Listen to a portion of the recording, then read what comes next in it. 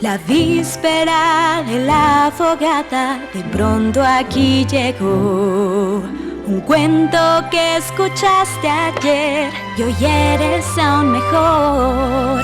Hay días que el pasado se va, pero el presente aquí está. Y mucho no hay que preguntar si amigos tienes ya.